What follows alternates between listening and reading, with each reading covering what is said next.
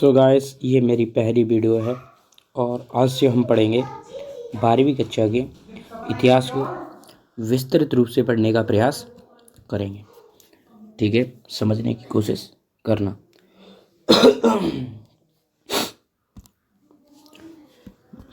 देखो, हम इस बुक्स के बारे में बता दें तो इस बुक्स में लगभग 4 या 5 चैप्टर हैं जो काफ़ी इजी हैं।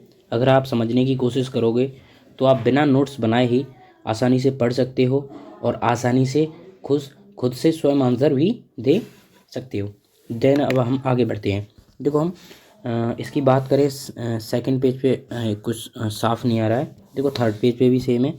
अब हम फोर्थ पेज पे चलते हैं। देखो, इसमें कुछ कॉस्टली इसकी प्राइस वगैरह दी गई है। फिर हम थोड़ा आगे बढ़ते हैं।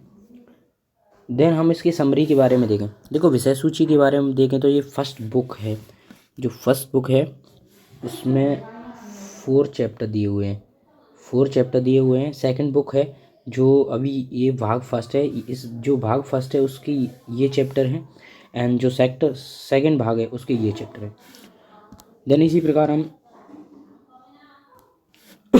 थर्ड वाले भाग की बात करें। देखो, ये सेकंड चैप्टर के कुछ पार्ट यहाँ पर भी मिस हैं और हम बात करें थर्ड चैप्टर में भी आपके कुछ पार्ट देखने को मिलते हैं।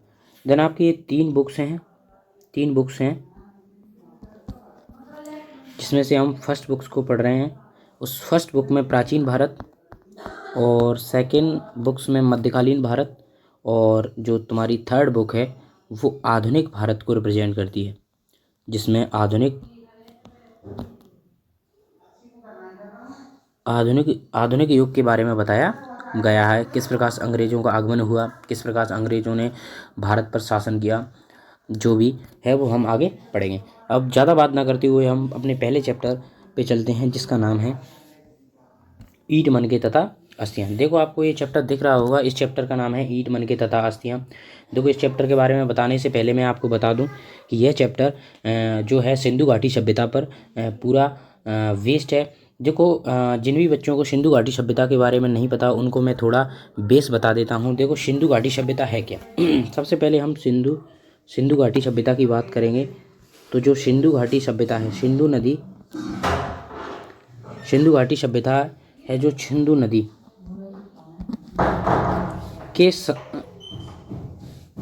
के समीप बसी हुई थी। अब वर्तमान में सिंधु नदी लुप्त हो चुकी है क्योंकि ऐसा माना जाता है कि भौतिक स्थिति में परिवर्तन होने के कारण यह नदी समय से लुप्त हो गई और इस लुप्त होने के कारण ही वहाँ के जो निवासी थे उस सभ्यता को खाली करके कहीं पे चले गए, ऐसा मान्यता है। ठीक है, तो ये जो सिंधु नदी है ये 3 देशों में फैली हुई थी। 3 देशों में फैली हुई थी। कहाँ पे? भारत, पाकिस्तान और अफ़गानिस्तान। और इसके समीप, इस नदी के समीप ही सिंधु घाटी सभ्यता का उदय हुआ। सिंधु घाटी सभ्यता का उदय हुआ। तो ये जो सभ्यता है सिंधु घाटी सभ्यता, इसका उदय इस नदी के समीप हुआ। ठीक है, देखो, हम बात करें दोस्तों कि ये सिंधु घाटी सभ्यता है। सिंधु घाटी सभ्यता के लगभग 1500 केंद्र हैं। कितने केंद्र हैं? इस सभ्यता के लगभग 1500 केंद्र हैं। माफ़ी चाहूँगा, 1500, लगभग 1500 केंद्र हैं, जिसमें से सबसे ज़्यादा जो केंद्र हैं वो भारत में हैं। कहाँ पर हैं? सबसे ज़्यादा केंद्र भारत में हैं और सबसे जो कम केंद्र हैं, जो सबसे ज़्यादा केंद्र हैं वो भारत में है। माफ़ी चाहूँगा, मैं भी एक स्टूडेंट हूँ तो रूम पर जो कंडीशन होती हैं उनको देखना पड़ता है। देन चलो हम आगे बढ़ते हैं। देखो, सबसे ज़्यादा जो केंद्र हैं वो जो भारत में हैं और फिर उसके बाद आते हैं पाकिस्तान में, फिर देन उसके बाद अफ़गानिस्तान में। अफ़गानिस्तान में 1 या 2 केंद्र ही इसके स्थित हैं। देन अब हम आगे बढ़ते हैं। ठीक है, देखो, मैं आपको बताना चाहूँगा दोस्तों कि हम पहले इसकी बेसिक जानकारी ले रहे हैं। क्या ले रहे हैं? अभी हमने चैप्टर स्टार्ट नहीं किया है, आप घबराने की कोशिश ना करें। हम ये समझने की कोशिश कर रहे हैं कि ये चैप्टर क्या है और हम इसको क्यों पढ़ रहे हैं। ठीक है, देन हम चैप्टर पर पुनः आते हैं। देखो, मैंने आपको क्या क्या चीज़ बताई, एक बार पुनः दोबारा सोचने की कोशिश करें। मैं आपको बता रहा था सिंधु घाटी सभ्यता। किसकी बात बता रहा था? सिंधु घाटी सभ्यता की, जो कि सिंधु घाटी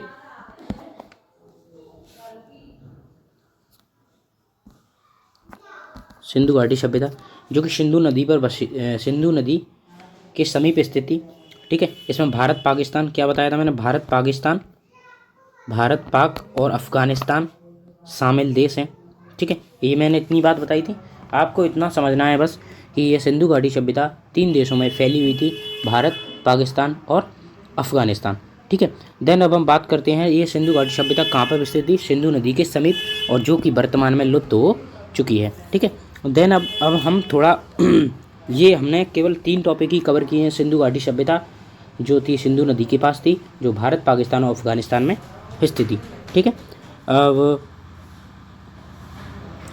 एक मिनट, क्योंकि ये हमारी पहली क्लास है तो इसमें थोड़ा टाइम लगेगा, क्योंकि इसका जो बेस है वो मैं आपको समझा रहा हूँ। अगर आपने ये बेस समझ लिया तो आपको जो चैप्टर है वो काफ़ी इजी लगेगा, मैं आपको दावे के साथ कह सकता हूँ। और आप चिंता करने की कोशिश ना करें, मैंने इस बुक्स को काफ़ी अच्छी तरीके से पढ़ रखा है और मैं चाहता हूँ कि आप भी मेरी तरह ईजी तरीके से आप पढ़ सको। ठीक है, चलो हम आगे बढ़ते हैं देरी ना करते हुए। देन हम बात करें चैप्टर की, तो जो चैप्टर है ये है ईंट, मनके तथा अस्थियाँ। देखो हम बात करें उस सभ्यता की जो कि सिंधु घाटी सभ्यता का एक केंद्र है, जिसकी बात करें उसमें का एक शहर है सबसे प्रमुख, उसका क्या नाम है, हड़प्पा। क्या नाम है, हड़प्पा। अब उस सभ्यता के केंद्र हड़प्पा से ही इस सभ्यता का जो भूमिका ली गई है। देखो फ्रंट जो पेज है, ये जो हमें फ्रंट पेज दिख रहा है ये वाला, ये हड़प्पा सभ्यता की भूमिका को बताता है कि वहाँ पर सबसे ज़्यादा कौन और वहाँ के क्या क्या प्रमाण मिले हैं। ठीक है, तो आप ध्यान देना।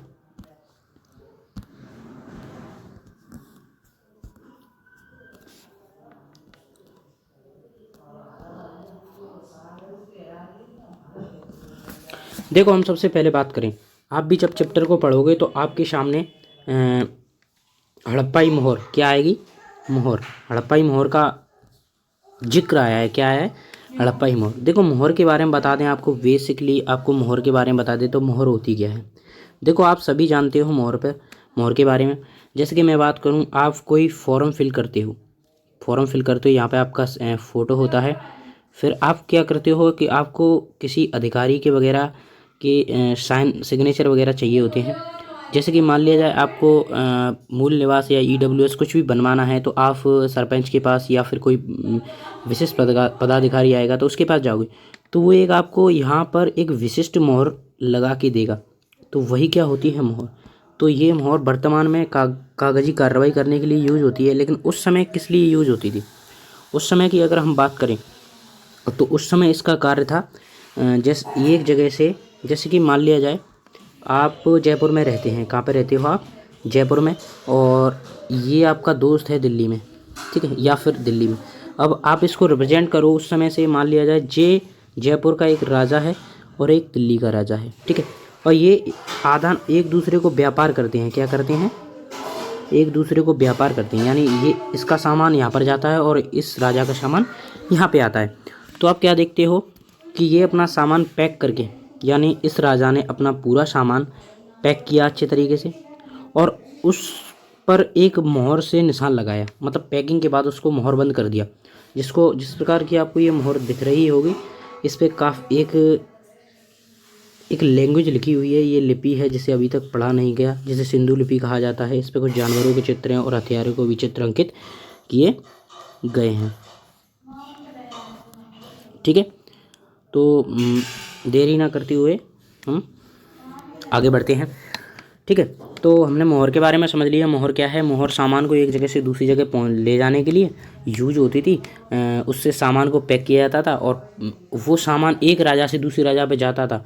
अगर उस सामान को किसी ने छेड़खान की होगी तो पता चल जाता था कि उस मोहर के निशान जो थे मिट जाते थे। देन उसके जो निशान नहीं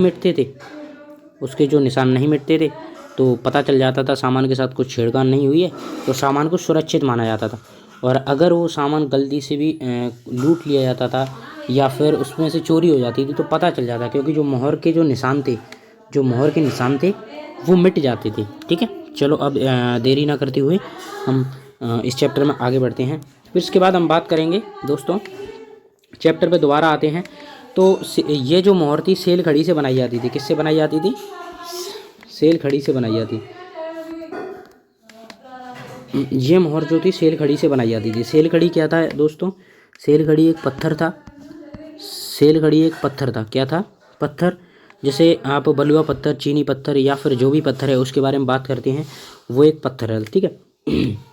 इन पर सामान्यतः जानवरों के चित्र, किसके चित्र थे आपको दिख रहे हैं? जानवरों के। और एक ऐसी लिपि को अंकित किया गया था जिसे पढ़ नहीं सकते। अपढ़, अपठनीय। क्या है? अपठनीय, जिसे हम पढ़ नहीं सकते, ठीक है। देन हम आगे बढ़ते हैं। मोहरों पर सामान्य रूप से जानवरों के चित्र तथा एक ऐसी लिपि थी जिसको हम पढ़ नहीं सकते थे, और ठीक है, तो इनके बारे में बताया था। और यहाँ से बहुत सारी चीज़ें मिली हैं। इसमें ज़्यादा भूमिका में ज़्यादा टाइम वेस्ट ना करते हुए थोड़ा आगे बढ़ते हैं। देखो यहाँ पर मोहर में इनके मृतभांड, आभूषण, ये सब देखने को मिले हैं। मोहर मन के, देखो यहाँ पर देख के बात करें तो जैसे उनके आवासों, मृतभांड, आभूषण, औजार, मोहर, ये सब देखने को मिले हैं। यही जो कि बताते हैं कि वहाँ पर जो सभ्यता मिली है, यानी कि वहाँ पर जो सभ्यता मिली है, सभ्यता हमें मिली है, तो वो किस प्रकार से वहाँ पर रिप्रेजेंट करती थी, ठीक है। देन हम आगे बढ़ते हैं। देखो हम बात करें पारिभाषिक स्थान तथा काल की, तो इसका जो कालखंड था, इसका जो समय था, टाइम पीरियड था, वो 2600 ईसा पूर्व से 1900 ईसा पूर्व माना गया है। कार्बन पद्धति के अनुसार इसका काल कितना माना गया? 2600 ईसा पूर्व से 1900 ईसा पूर्व के मध्य। अगर आपको जो MCQ क्वेश्चन आता है, MCQ क्वेश्चन यहीं से बनेगा कोई कि उन जो सिंधु घाटी सभ्यता है उसका कालक्रम कितना माना जाता है, तो 2600 ईसा पूर्व से 1900 ईसा पूर्व। NCERT।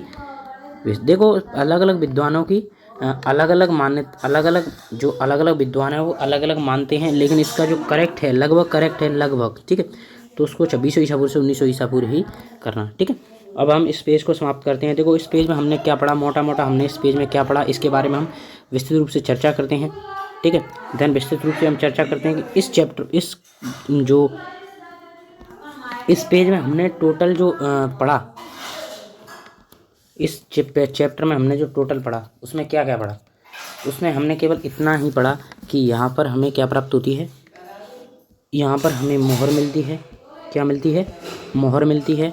और ये जो मोहर है आपको दिख रही होगी इस चित्र में, जो कि जिस पर एक ऐसी लिपि को लिखा गया था जो पढ़ नहीं सकती, या लिपि का मतलब लैंग्वेज, एक ऐसी लिपि को लिखा गया था जिसे पढ़ नहीं सकती। जानवरों के चित्र अंकित थे, ठीक है।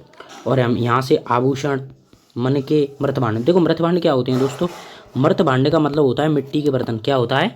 मृतभांड का मतलब होता है, मृत माने मिट्टी और भांड मतलब बर्तन, तो जो मिट्टी के बर्तन होते थे उनके बारे में बताया गया है, ठीक है दोस्तों। तो आप कंफ्यूज मत होना, इस पूरे जो पेज है, इस पेज का मतलब इसमें केवल इतना ही बताया गया है कि मोहर के बारे में, मोहर क्या है और उस पर क्या क्या लिखा गया था। और एक इसकी, देखो एक और बात बताऊँ, ये मोहर सेल खड़ी नामक पत्थर से बनी थी। किसके बनी थी? सेल खड़ी नामक पत्थर से। पहली वीडियो काफ़ी लंबी हो सकती है, लेकिन आपको समझाना ही मेरा काम है। फिर उसके बाद मैं बात करूँ इसका, जो मैंने काल के बारे में बताया था, इसका जो काल था, इसका जो टाइम पीरियड था वो 2600 ईसा पूर्व से 1900 ईसा पूर्व, मैंने आपको इसका टाइम पीरियड बताया, ठीक है दोस्तों। चलो तो हम ये जो चैप्टर है इसको पढ़ने के बाद थोड़ा आगे बढ़ते हैं हम। फिर हम सेकंड पेज पे जाते हैं। किस पे जाते हैं?